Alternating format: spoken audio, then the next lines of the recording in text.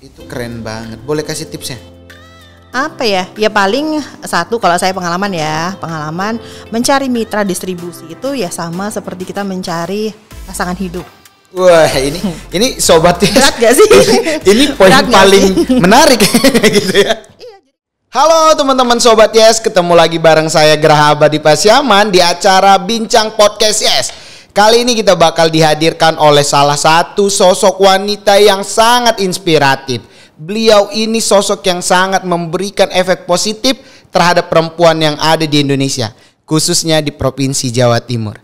Kali ini kita langsung sapa saja tanpa memperpanjang waktu, Mbak Diah.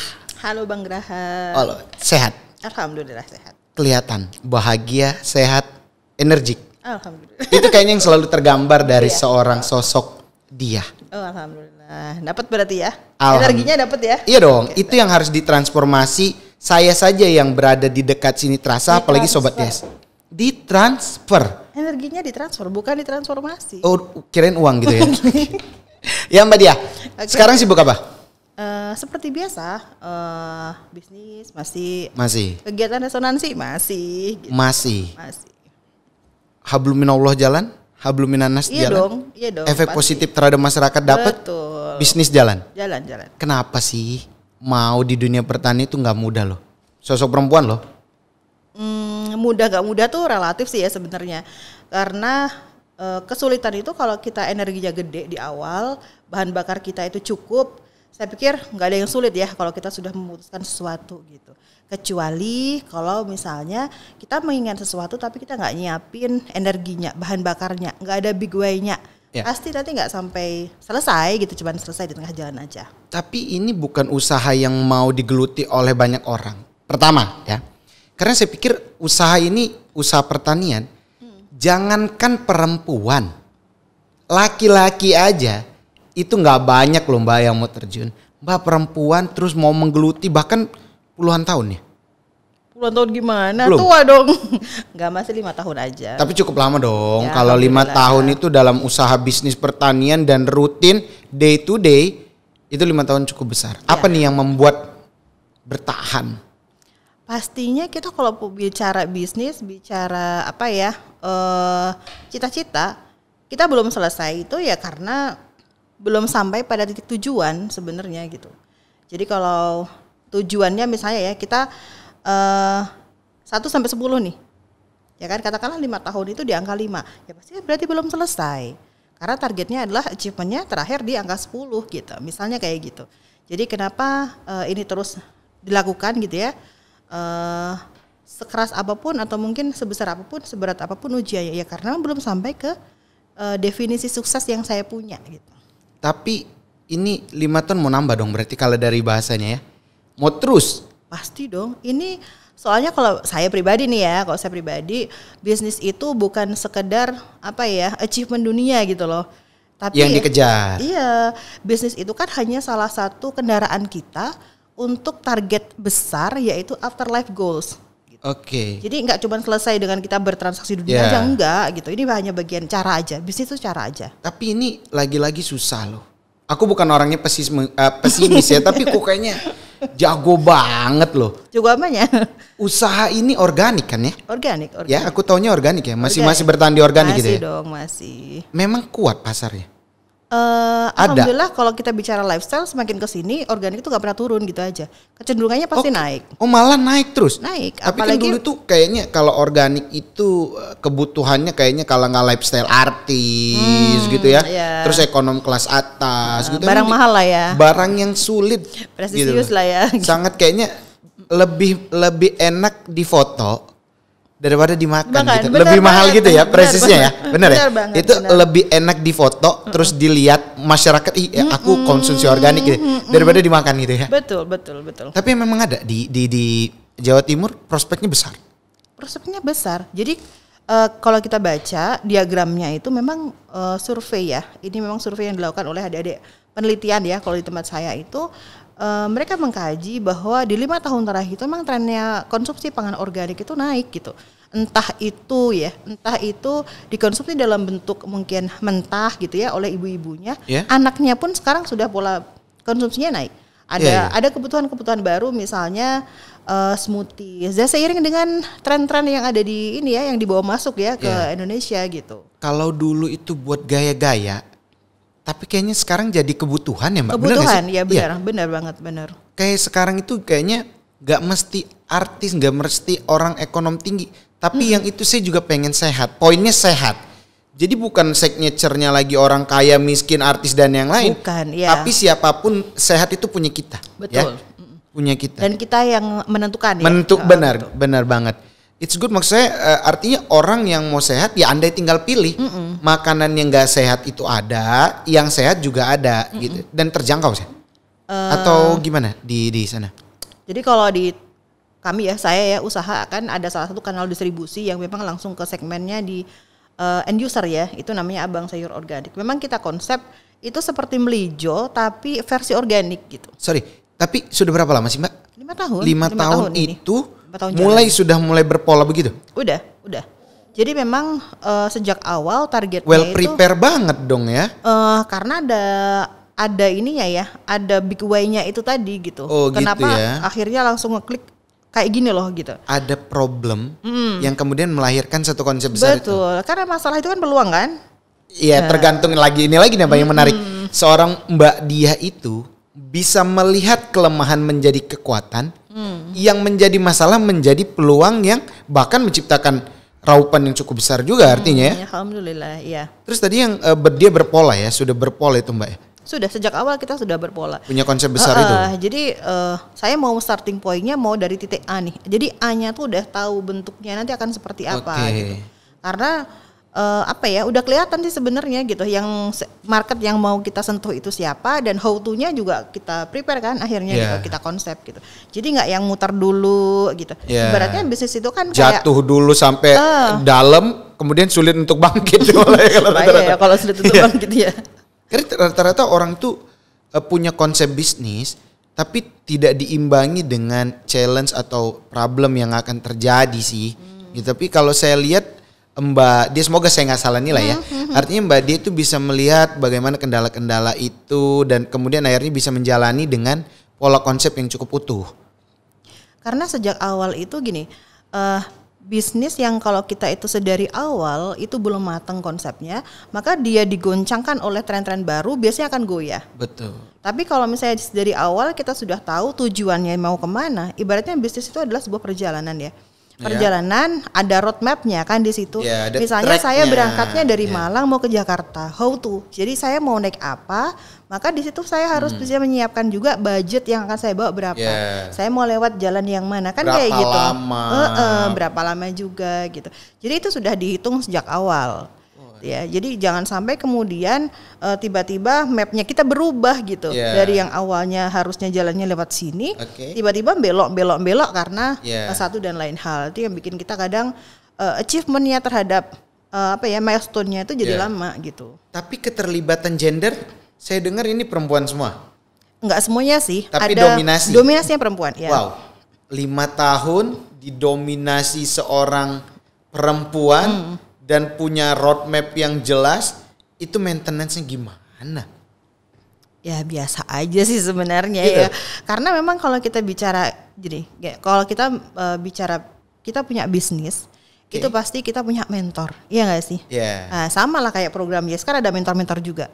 Nah mentor itu seperti pelita gitu. Jadi kalau kita mau jatuh ke jurang, ibaratnya mentor tuh udah ngasih tahu duluan, di depan itu ada jurang loh, hati-hati gitu. Jadi seperti itu. Jadi ya ini memang satu pemahaman yang utuh lah ya kalau saya bilang. Gitu. Kalau pasar, kayaknya organik ini Mbak bilang menjanjikan. Saya kalau ngelihat itu Mbak di Jawa Timur untuk signature-nya sampai Pulau Jawa, Mbak. Iya. Paling jauh Depok, kita bisa sampai Depok. Di luar Jawa kita ke Kalimantan, kita ke Bali. Ya, tapi challenge cukup besar loh Mbak ya. Betul. Karena ini kan kita tahu bahwa produk pertanian ini kan sangat-sangat rentan ya. Kalau kemudian pengiriman itu sampai Depok atau di luar Pulau Jawa misalnya, perlu ada perlakuan khusus. Betul. Itu keren banget. Boleh kasih tipsnya? Apa ya? Ya paling satu, kalau saya pengalaman mencari mitra distribusi itu ya sama seperti kita mencari pasangan hidup. Wah, ini sobat ya. Berat gak sih? Ini poin paling menarik gitu ya. Iya, jadi kita kalau membangun kerjasama, mereka harus bisa juga mendeliverkan value dari produk kita gitu. Jangan sampai ibaratnya sayur itu di tempat saya dikemas bagus, rapi, tapi begitu di perjalanan boncos semua gitu karena kebanting-banting. Nah ini kan delivering value kepada mitra tuh nggak utuh ya gitu. Jadi kita sampaikan juga kepada pihak yang membantu kita itu untuk aware gitu dengan produk kita gitu. Jadi mereka ikut menjaga lah ya, paling tidak menjaga. Dan ketika misalnya nanti kalau paketnya sudah sampai, tolong dicek ya di konsumen barangnya diterima dengan baik atau tidak. Nah kan itu butuh pembicaraan yang lebih lanjut gitu. Itu kenapa saya bilang bahwa mencari mitra itu sama seperti mencari pendamping hidup. Visi misinya sama dan dia bisa mendelivery value kita sampai ke titik akhir distribusi. Ya, kepercayaannya. Karena pernah gini Mbak, satu problem ya. Karena padahal di awal sudah good handling baik. Sudah packaging oke. Betul. Karena jauhnya perjalanan dan akhirnya kemudian itu tadi tidak satu visi dan akhirnya kemudian di pasar pada saat diturunkan itu banyak banget yang retur, hancur dan segala macam. Betul. Itu kan luar biasa. Kalau bayangkan 1 ton saja sampai di pasar Kramat Jati Jakarta hanya 700 kilo, 300 kilo itu terbuang, ya itu kan sudah. Kalau orang bisnis kayak Mbak Dian itu udah berpikir faktor berapa kali rupiah dong. Gitu kan. Sayang banget gitu kan. Sebenarnya bukan kalau kita bicara jangka panjang ya, sustainabilitas bisnis ya, bukan pada angkanya sebenarnya. Ya angka itu iya sih, tapi lebih kepada trust konsumen gitu. Betul. Karena kalau sekali trustnya udah rusak, itu pasti nggak akan balik gitu. Tapi kalau 300 kilo itu selama pelayanan kita bagus masih akan balik gitu. Iya.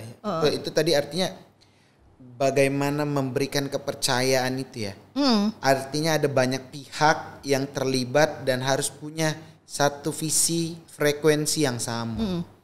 Satu yang membuat konsumen kita itu di tengah kompetitor yang sangat banyak ya, dia tetap bisa percaya sama produk kita itu ya karena trust yang dibangun sedari awal gitu. Menarik sekali yang disampaikan oleh Mbak Diah, sosok wanita inspiratif. Tipsnya itu luar biasa gitu. Artinya bagaimana kemudian Anda punya bisnis yang kemudian punya azas kebermanfaatan tinggi dan kemudian punya bagaimana cara kepercayaan antara customer dengan produsen, bagaimana kemudian good handling selama perjalanan itu seperti mencari pasangan hidup. Artinya harus punya visi yang misi yang jelas. Oke. Mbak Diah, ini ya kan Indonesia ini sedang harmonis sekali tentang yang namanya isu bonus demografi. Indonesia Emas ya. Indonesia Emas di 2045 usia 100 tahun kemerdekaan dan itu setiap negara kayaknya menunggu setiap angka produktivitas yang luar biasa terhadap anak-anak muda. Mbak kan sudah saya bilang satu experting di bidang organik. Enggak juga lah ya. Seorang wanita ya. Seorang wanita dengan kemudian pekerja keras yang sangat-sangat menginspirasi. Ada apa sih gitu yang harapan kita milenial gitu terhadap kolega-kolega kita di luar sana, sobat-sobat Yes di luar sana yang masih belum mendapatkan feel terhadap dunia pertanian. Ada nggak pesan yang bisa Mbak Diah direct ke mereka untuk mau join us di sektor pertanian? Oke, ya. Pagi tadi saya juga mengisi ini Bang Graha ya di UMY ya. Jadi memang 2045 itu Indonesia ada di posisi usia produktifnya itu di puncak-puncak ya, di puncak-puncaknya itulah gitu. Kurang lebih 60% itu akan dipenuhi oleh usia produktif ya, 15 sampai 40 sampai 50 tahun gitu. Apa artinya? Bahwa ketika peningkatan jumlah penduduk segitu banyaknya, maka kebutuhan pangan itu akan sangat besar. Nah, ketika kebutuhan pangan sangat besar, tetapi tidak didukung oleh produsen pangannya gitu ya, apa yang akan terjadi? Itu yang pertama. Pasti jatuhnya akan dipenuhi oleh impor-impor produk pangan. Ya. Sementara Indonesia itu kalau kita bicara potensi sumber daya Sangat manusianya banyak, resource-nya, gitu. Betul, sumber daya alamnya banyak, gitu. Artinya kalau bukan kita tuh siapa lagi gitu loh. Ya, hari ini mungkin kalau di P4S saya itu ada komunitas ibu dan anak yang mereka tuh secara berkala kunjungan ke kebun untuk beraktivitas, misalnya memetik sayur, berkeliling kebun. Edukasi edukasi. Iya, edukasi ya betul. Mereka yang hari ini usianya 5 tahun, 6 tahun itu mereka akan menjadi pegiat, penggerak gitu di tahun 2045. Apalagi 2045 di mana usia banyak, kalau tidak dibarengi dengan lapangan pekerjaan yang luas gitu ya, berdasarkan potensi apa yang terjadi? Banyaknya kasus pencurian mungkin, kriminalitas kemudian tinggi pengangguran, betul gitu, dan kualitas kesehatan masyarakat yang akan sangat turun gitu. Bahkan yang katanya jadi bonus malah menjadi malapetaka kalau nggak di-maintain dengan baik dan nggak dipersiapkan dari sekarang gitu. Jadi untuk Sobat Yes yang ada di luar sana ya, di luar forum ini, yuk segera gabung dan coba lihat di pertanian itu tidak mengenal latar belakang. Mau kamu itu anaknya orang yang perlente, mau kamu tuh punya background pendidikan pertanian atau tidak gitu ya, itu semuanya bisa terjun ke dunia pertanian gitu. Terbuka. Sangat terbuka dan tidak mengenal kasta sosial lah ya gitu. Semuanya bisa masuk gitu. Bahkan mungkin yang kemarin saya pernah lihat videonya BBC ya kalau nggak salah, dulunya mereka preman tapi hari ini mereka itu sukses kembali ke kampung dan membangun kampungnya dengan pertanian. Bahkan katanya di pas COVID sektor pertanian meningkat. Betul, bahkan nilai ekspornya itu juga meningkat 5,sekian %. Jadi artinya ini masih di pandemi gitu ya. Ini masih di pandemi. Belum nanti kalau misalnya kebutuhan pangan itu benar-benar meningkat di tahun 2045 gitu. Maka siapa yang akan memenuhi ya kita ini gitu. Makanya sekarang sudah harus segera dimulai gitu loh untuk terjun ke dunia pertanian dan mulai belajar gitu kan. Karena memang pertanian itu hulu hilirnya semuanya bisa menjadi sektor bisnis selama kita fokus. Yang pasti kan harus new mindset ya, nggak hanya new normal. Kalau mindsetnya hanya budidaya, itu keuntungannya 40%. Betul. Tapi kalau kita budidaya kemudian kita jual itu 60. Budidaya jual olah itu kemudian 80. Budidaya jual olah dan pasarkan 100% keuntungannya ya. Makanya kemudian milenial ini kan besar juga Mbak. Iya, di tempat saya juga begitu. Jadi mulai dari benihnya, arang sekamnya itu kita produksi sendiri gitu. Vokasinya kita produksi sendiri. Kita tanam sendiri dengan pola kemitraan. Ya kita ada lahan juga sih gitu, tapi nggak terlalu banyak. Kemudian ada kemitraan juga. Kemudian dari situ hasil panennya ada yang kita jual freshnya, ada yang kita olah gitu. Jadi chips, jadi stick ya, jajanan anak-anak itu yang versi sehat. Yang aku baca berita yang di media punya Mbak yang ternyata bisa dibuat jadi chips sektor anak-anak gitu ya. Apalagi kita tahu sekarang anak-anak kan susah sekali, bahkan ada produk-produk dibuatin permen lah, dibuatin itu laku juga ya Mbak ya? Laku banget karena anak-anak itu gimana sih? Kita kan mulai mikirnya gini loh, sayur-sayur yang sehat itu kalau dimakan anak-anak mungkin nggak semua anak-anak tuh nyaman makannya ya. Apalagi kalau mungkin ibunya tuh bilang ayo makan sayur gitu sambil tangannya gini-gini gitu ya. Itu kan bikin mereka tuh tertekan gitu. Dan psikis ya anak-anak. Di bawah tekanan gitu kan. Mau makan itu kan. Betul banget. Betul. Jadi memang kita harus kreatif ya. Ini ada peluang. Jadi semua saya lihatnya mulai dari hulu hilir, mulai dari becek-becekannya si lahan itu ya berendam di lumpur, itu semua itu jadi experience baru gitu hari ini gitu. Bang Graha mungkin ngelihat juga kalau kita ke kafe mungkin di pasca pandemi ini itu mereka udah di konsep yang ada ijo-ijonya, ada daun-daunnya gitu. Refreshing gitu. Ya. Workspace-nya juga sekarang di Jakarta. Itu luar biasa juga Mbak. Artinya berdasarkan Pergub hari ini tuh kalau ada gedung yang diimbangi dengan green buildingnya, itu ada satu privilege pajak khusus gitu. Oh gitu ya? Jadi saking untuk mengejar bagaimana tentang dunia lingkungan pertanian itu luar biasa juga. Betul. Kayaknya emang harus didukung juga dengan kebijakan-kebijakan seperti itu ya. Ya. Supaya kan ada politik willsnya juga. Menarik Mbak Diah.